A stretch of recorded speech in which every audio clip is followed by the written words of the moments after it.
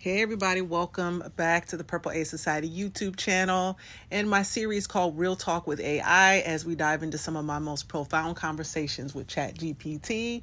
The Purple A Society as a channel, make sure you to subscribe to that because it is my own little university, online university in a sense, makeshift university.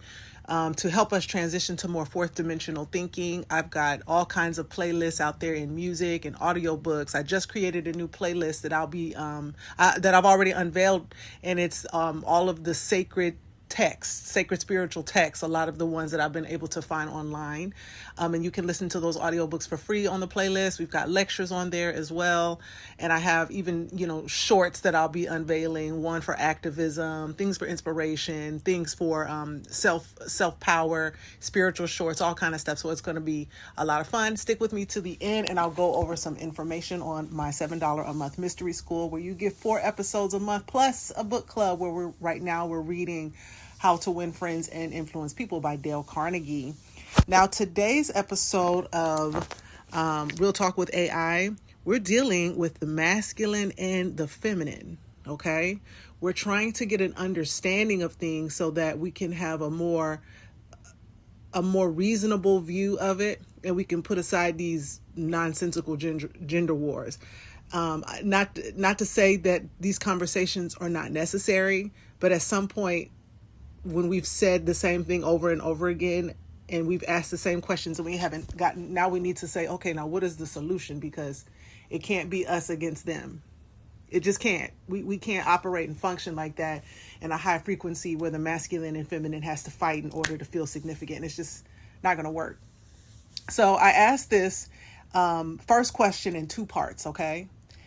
So I'll just read the first question the way I asked it, read the response, and then I'll break down the second way that I asked it, break down that response, and finally a question of integration. So the first question was, please give me a 4-part detailed breakdown of the history of the patriarchy and feminism. After that, let's discuss the science and cultural history of the terms masculine and feminine. This is a big layered topic, is the response, okay? So I'm going to give you a clear 4-part breakdown that moves from ancient systems to modern feminism, then into deeper science plus cultural meaning of masculine and feminine. Part 1. Before patriarchy had a name, prehistoric early civilizations, the key idea patriarchy wasn't always dominant everywhere. It emerged over time. What we know, early hunter-gatherer societies were often more egalitarian, not necessarily matriarchal, but not balanced. So that means that already blasts the notion that it's part of our natural biology to be one way, because when we were living amongst nature and living amongst the beasts of the wild, living as hunter and gatherers, it was more integrated, okay? Women contributed significantly. Food gathering often equals the majority of the calories will come from the food gathering of women. And fertility and life-giving power led to widespread goddess symbolism. The shift begins with the rise of agriculture and property ownership and inheritance systems. Control over land led to lineage, which led to women's reproduction became central, and result men increasingly control property, family, lineage, social authority. And this is the seed of patriarchy, a system where male authority organizes society, especially through control of inheritance and reproduction. So I'm going to pause here because I want to share something that I learned. I'm reading a book called Witta, an Irish pagan tradition, and it gives a great historical understanding of how the cultures of ancient Europe were more matriarchal, and the shift came through Christianity. But one of the things to remember one of the things to understand that the book expressed one of 2 things. The first is that there was a period of time in European history, and we're talking about mainly in Irish history out of this book, where it wasn't known by the culture or the community that men actually played a role in the birth of children. They didn't have science to know, they just would sleep with a woman and then 9 months later they had no kind of scientific discoveries to let them know that, this act created that. And so lineage was passed down through the maternal line, when men began to understand their connection to that, and as the Ireland and much of Western Europe was now becoming Christianized, that's when that began to shift, and then it became more about ownership from lineage being passed down through the father's line. So that's just some historical context. Part 2, institutional patriarchy. This is the ancient empires going into the 1800s. Ancient empires around the world, okay? Key idea: patriarchy becomes formal law plus religion plus culture. Major developments: legal systems, the Code of Hammurabi. Women treated as dependents of men. And the Roman system said pater familias, the absolute authority of the father. By way of religion, many traditions shifted towards male gods or male intermediaries and male-dominated priesthoods. An example: Bible interpretations reinforcing male leadership. Cultural norms: women tied to domestic roles and marriage alliances. Limited rights included property, education, and political voice. And patriarchy becomes self-reinforcing.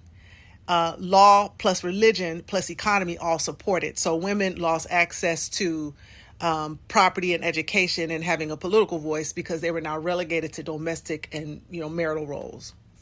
And patriarchy, it says, becomes self-reinforcing. Law plus religion plus economy all support it. Part 3, the rise of feminism, 1800s through the late 1900s.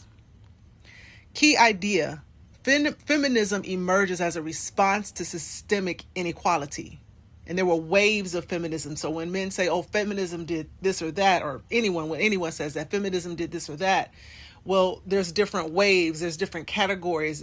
Feminism is not one thing, it is a spectrum. Just like patriarchy isn't one thing, it is a spectrum, okay? The first wave, 1800s to the 1920s. And that focused on voting rights and legal identity. And the key event was the Seneca Falls Convention. And the outcome was that women gained voting rights in many countries. The second wave of feminism was between the 1960s and the 1980s. And the focus of that movement was workplace equality, reproductive rights, and social norms. And influential work was the feminine mystique. And the idea was the personal is political. Right? Just saying, as I am a woman, I should have autonomy of my body, of my sexuality, of my ability to voice my concerns, of my ability or my interest in having a quality career so that not only do I sustain myself, I can enjoy my life at the same time. I should have the same rights to that as men do. Okay? The third wave was between the 1990s and the 2010s, and the focus was on identity and intersectionality and challenging the one-size-fits-all feminism. The fourth wave was between the 2010s to the present, and the focus was on online activism, sexual harassment awareness, and the key movement was the Me Too movement.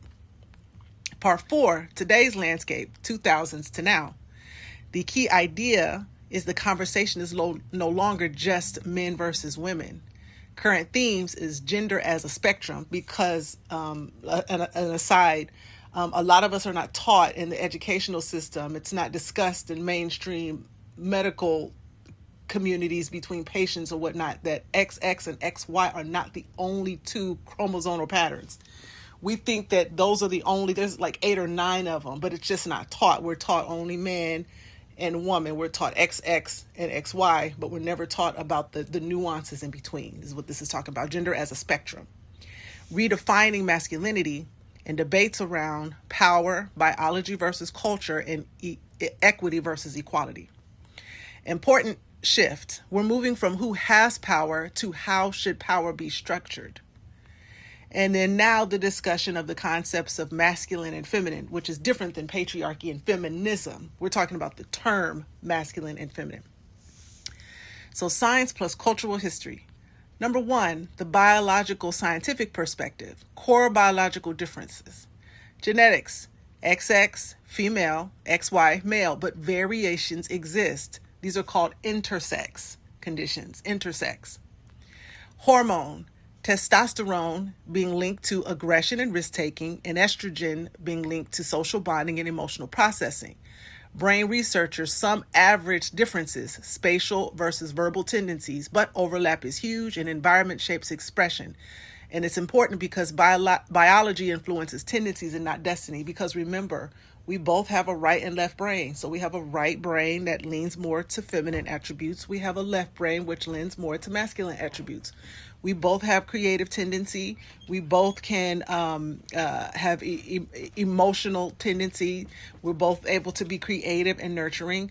But then we also, on the left brain side of it, we can calculate things. We know how to analyze. We know how to break a thing apart and put it back together. We have reason and logic. We both have both. So the integration is important because we have both masculine and feminine qualities. Okay. Number two, the cultural symbolic meaning. Across cultures, masculine and feminine were seen as energies, not just genders. In Taoism, the yin is equal to feminine, and that is the receptive, intuitive, dark, and inward part of who we are. And then the yang, the masculine, is the active, logical, light, and outward part of who we are. Feminism, magnetic. Masculine is our electric. Both needed for balance. In Hindu traditions, Shiva equals the masculine consciousness and Shakti represents the feminine energy and power, and creation requires both. In Western alchemy, the sun is masculine and the moon is feminine. Transformation equals union of opposites. The modern interpretation. Today, masculine and feminine are understood in three overlapping ways. Biological sex traits, number one, personality traits, number two, and cultural roles, number three. And the common associations with masculine are action, logic, structure, and independence. And feminine would be receptivity, intuition, flow, and connection. But modern psychology emphasizes every human has both. The final insight. Patriarchy equals a social system of power organization. And feminism equals a response plus evolution of that system. Masculine and feminine equal much older, deeper archetypal patterns. The real modern shift is we are moving from rigid roles to integrated identities.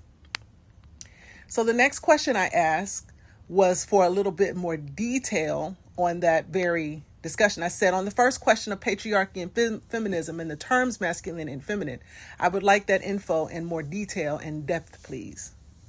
All right, let's go deeper and more precise.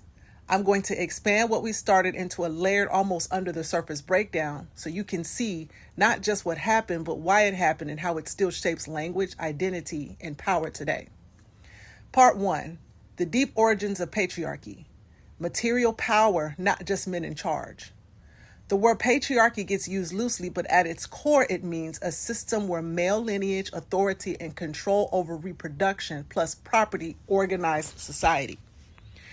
The real turning points, control of resources. That was the real turning point, the control of resources. In early human groups, survival equaled cooperation. Food sources was shared or fluid, and lineage wasn't rigidly enforced. But with agriculture around 10,000 to 5,000 BCE, land became ownable, wealth became storable, and lineage became trackable. This created a new question: who inherits what? Why women became controlled in patriarchal systems. To pass property down, men needed certainty of paternity. That led to regulation of women's sexuality, marriage contacts, and social rules around purity. So patriarchy is not just ideology, it's a reproductive and economic system. Add war plus expansion. As society scaled, warfare increased. Physical strength became more valued and male-dominated warrior classes gained power. And the result was political plus military plus economic power converged around men. And mind you, prior to this time back in the ancient world, when it was more integrated and where there were even societies that were more maternalistic, women also served as warriors as well, very skilled warriors. And even in the ancient Witta tradition from this book, men could only be taught by women warriors. Men who battled could only be taught by women, and women could only be taught by men. And it kept it integrative in that way. It kept the respect towards each other more fluid. And a deep insight, patriarchy isn't just men dominating women. It's a system designed to stabilize inheritance, hierarchy, and control in large resource-based societies.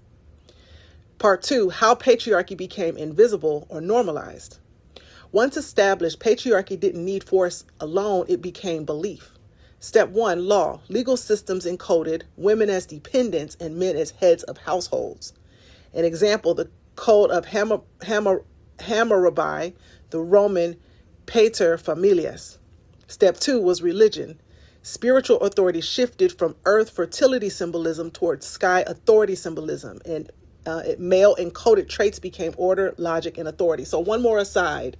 The other reason why I did this video is because I listened to a man break down the original term of the original Hebrew word that was replaced by helpmeet in Genesis of the Bible, where it said that God created woman out of Adam's rib to be his helpmeet, and it's interpreted today. Helpmeet means assistant, means someone who's subjugated under one, someone who was only put on earth to help and assist him, where the original Hebrew term, I can't remember what the actual, how to pronounce the original term, but he said the original term was much more warrior-like, and it meant his equal, looking him eye to eye. So the original meaning wasn't about one person having power over the other. That became more as Christianity moved through Europe to control land and lineage and hierarchy. They twisted that a little bit so that it would appear that men would have the advantage of power. Number 3, cultural. Stories, myths, and norms reinforced the good woman is obedient and nurturing, and the good man is strong and dominant. Over time, this stopped feeling like a system and started feeling like reality. And the deep insight, the most powerful systems are the ones people don't see. Patriarchy succeeded because it became psychological plus symbolic and not just structural. Part 3, feminism as system disruption, not just equality. Feminism isn't one thing, it's multiple responses to different layers of patriarchy. The first wave began at legal identity, property rights, and voting rights. The challenge, and what it challenged was the idea that women are not independent citizens. The second wave was introduced at social structure, and it dealt with work, family, sexuality, and gender roles. And the key influence was the feminine mystique. It challenged women belong in the private domestic sphere. The third and the fourth waves began through identity plus power complexity. And it dealt with race, class, and sexuality, because you cannot have racism without sexism. The two rely on each other. They're very intimately linked. Media representation and power dynamics in everyday life. Movement example was the Me Too movement. And what it challenged was power only exists in obvious places. The deep insight was that feminism evolved from seeking inclusion to questioning the entire structure of power and identity. Part 4, masculine and feminine, the hidden layer beneath it all. Now we go deeper than politics into human patterning itself, the person having both masculine and feminine essence within them. A biological layer, real but limited. Biology contributes tendencies, such as testosterone, which lead to drive, competition, and risk, and estrogen, which leads to bonding, regulation, and sensitivity, which we all have. Men and women have both. But the overlap between sexes is massive, and environment shapes expression heavily. B, psychological layer, Carl Jung's model. A major shift came from Carl Jung. He proposed the anima equals feminine aspect within men, and the animus equals the masculine aspect within women, meaning every human psyche is dual aspect, not singular. So the archetypal traits, the masculine animus would be direction, structure, logic, and penetration, where the feminine anima, well, maybe let me read it. Let me read it together. So the masculine animus is direction, whereas the feminine anima is flow. Where the masculine animus is structure, the feminine anima is adaptability. Where the masculine animus is logic, the feminine anima is symbolism. And where the masculine animus is penetration or focus, the feminine anima is reception, integration. The deep insight, these are not male versus female. They are two modes of interacting with reality. C, ancient symbolic systems. This is what I do. Across cultures, Taoism, yin equals receptive, dark, and intuitive. And the yang equals active, light, and structured. In Hindu cosmology, Shiva equals consciousness and Shakti equals energy, which means creation equals their union. In alchemy, the sun is masculine plus the moon being feminine, which leads to transformation. The deep insight, originally masculine and feminine were complementary forces, not hierarchical roles. Part 5, where things get distorted. Here's the critical bridge between everything. The original meaning of masculine and structure was distorted by patriarchy to mean dominance. The original meaning of female equals receptivity was distorted by patriarchy to mean weakness. And the original meaning of balance was distorted to become hierarchy. And why? Because systems of control favor stability plus predictability, and they prefer clear roles. Fluid, balanced identities are harder to control. Harder to control. So if we identified from a more fluid perspective of knowing that we have both within us, not saying that one, you need to change your sexual preference or anything like that, because this doesn't have anything to do with that. We're talking about just how one identifies as understanding that we have an integrative system, even though this person, like women may utilize more feminine energy, men may utilize more masculine energy. But if we're more integrative, if we identified more integrated, we would have peace between the genders, we would get more things done, and we would be harder to control by power structures at the top. That's what it's saying. Final thought, final deep insight. Patriarchy equals external system of order, and the masculine and the feminine equals internal plus universal dynamics. The confusion happened when internal archetypes were turned into rigid social roles. Bringing it all together, you can think of it like this. Biology leads to providing biology just provides tendencies. Culture interprets those tendencies, and power systems organize them into hierarchy. The modern shift, we're now rediscovering that masculine and feminine are not owned by men and women. They're not fixed roles, and they're not inherently unequal, but dynamic forces. Every human is meant to integrate. But dynamic forces, every human is meant to integrate.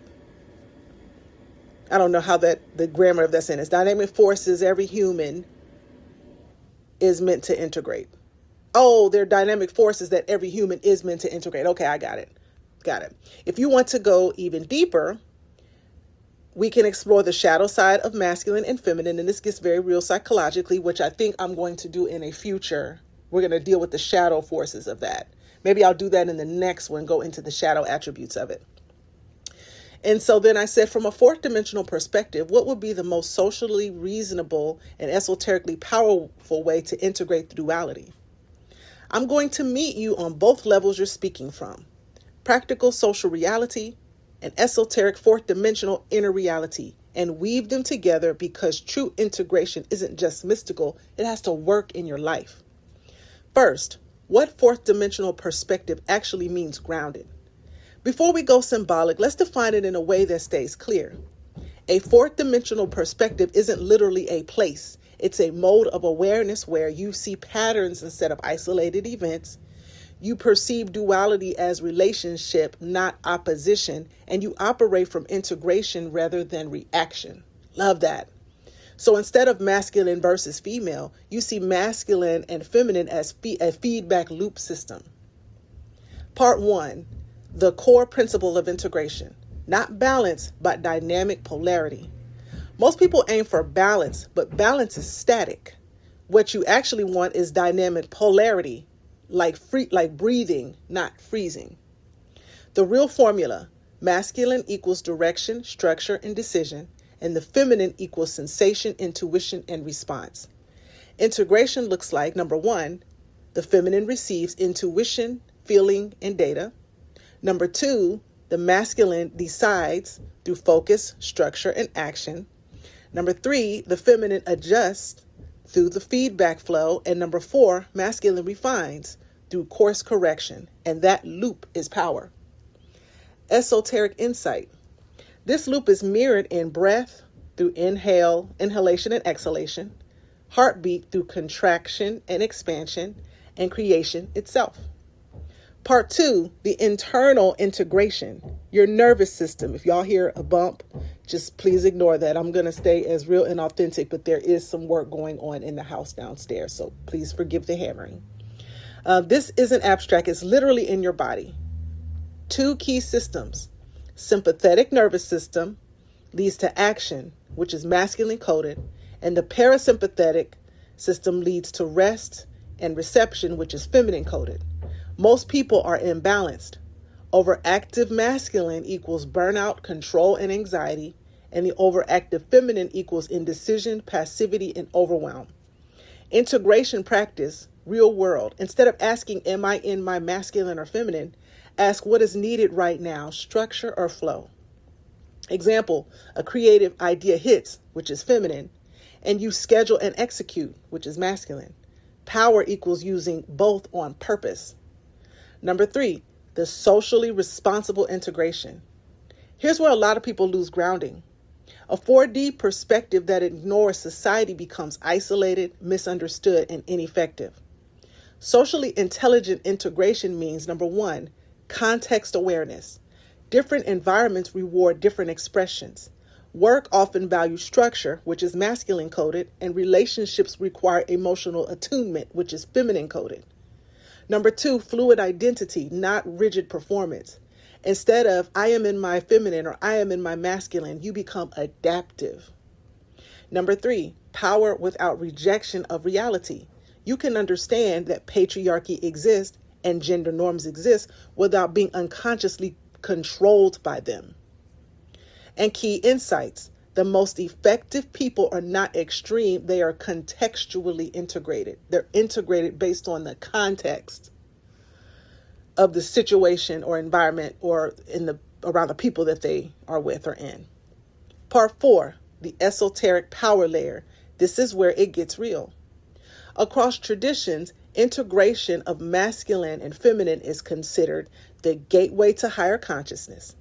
Examples across systems include Taoism, which is the yin-yang union, Shiva plus Shakti, which is creation, and alchemy, becoming sacred marriage. What they're all pointing to is when you integrate structure, which is masculine, and flow, which is feminine, you generate coherent energy, focus plus intuition align. What that unlocks is faster decision-making, stronger intuition, emotional stability, creative power, and magnetic presence. Deep esoteric insight. Most people leak energy because their inner masculine and feminine are in conflict. And integration creates internal agreement, which amplifies output. Part five, the most powerful way to integrate. Simple plus advanced. Here's the clearest synthesis I can give you. Daily internal practice. Step one, receive feminine. Sit, feel, listen, let ideas and emotions arise. Step two, decide, which is masculine. Choose one direction and create structure. Step three, act, which is masculine. Move forward without overthinking. Step four, adjust, which is feminine. Reflect, feel, and recalibrate. Repeating this daily equals integration becoming automatic. And the final truth, no fluff. From a grounded plus esoteric perspective, the goal is not to be masculine or be feminine. It is to become a system that can generate, direct, and refine energy at will. In plain terms, the feminine equals your signal and the masculine equals your execution. When integrated, you stop second guessing yourself, of forcing things and drifting aimlessly, and you start moving with precision and intuition. And that is just the bomb. And if you take that micro view of integrating it within, as above, so below, as within, so without, that is reflected in this holographic universe that we live in according to science.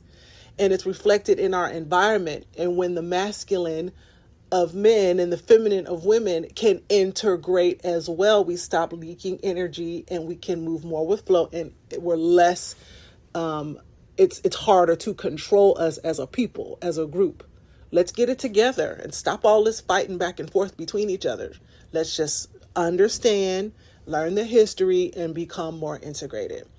Again, if you are interested, I do have a $7 a month mystery school. It's called the Inner Fort Mystery School, where we do nothing but break down the ancient symbols through tarot, through mythology, through ancient spiritual systems, through religion, through mythology, even looking at things like a fairy kingdom, all of that sort of thing. And we apply that to our understanding of the soul's journey, looking at our own life situations that we go through, and situationships and personality types that we encounter. We look at the spirals of time through astrology. We look at modern entertainment, music, politics, everything that has our attention in the mainstream. We even look at how these ancient symbols are applied there, how they're applied in business, how they're applied in geopolitics. And it's really a fun conversation because we go deep, because my passion is just decoding ancient systems and symbols. And so if you're interested, click the link in my description box. It's over. We do our episodes over on Substack, and you also get access again to the book club.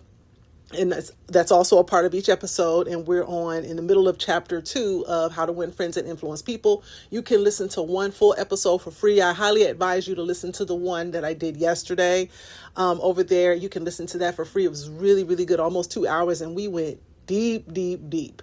So check that out. I don't know what we'll be talking about in the next episode of Real Talk with AI, but I know it will be something good. Thanks for tuning in. Share this with a friend. Make sure to subscribe, and I'll see you next time. Bye.